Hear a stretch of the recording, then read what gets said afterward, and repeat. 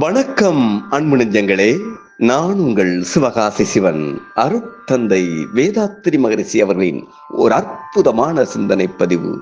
தலைப்பு: குடும்ப நல வாழ்த்து.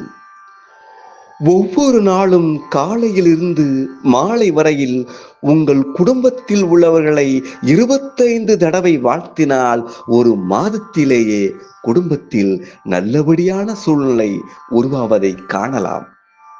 வாழ்த்தும் போது தெய்வீக நிலையில், அமைதி நிலையில் இருந்து கொண்டு வாழ்த்த வேண்டும்.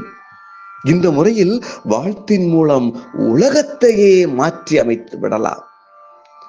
நமக்கு தீமை செய்தவரையும் ஏன் வாழ்த்த வேண்டும் என்றால், அவர் அறியாமையினாலேயே தான் அவ்வாறு செய்தார்.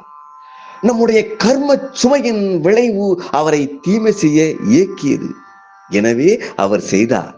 அவருக்கு உள்ளாக ஏங்கிக் கொண்டிருப்பதும் எல்லாம் வல்ல முழுமுதற் பொருளே. எனவே அவரை மனதார வாழ்த்தி, எனது தீய பதிவு ஒன்றை அகற்ற உதவி அவருக்கு நன்றியும் செலுத்துவேன் என்ற தத்துவ விளக்கம் நம் செயலுக்கு வந்து இயல்பாகி விட்டதென்றால், நாம் ஆன்மீக பாதையில் திடமாக முன்னேறி செல்கிறோம் என்பதற்கு அதுவே அறிகுறியாகும். வாழ்க வையகம், வாழ்க வளமுடன்.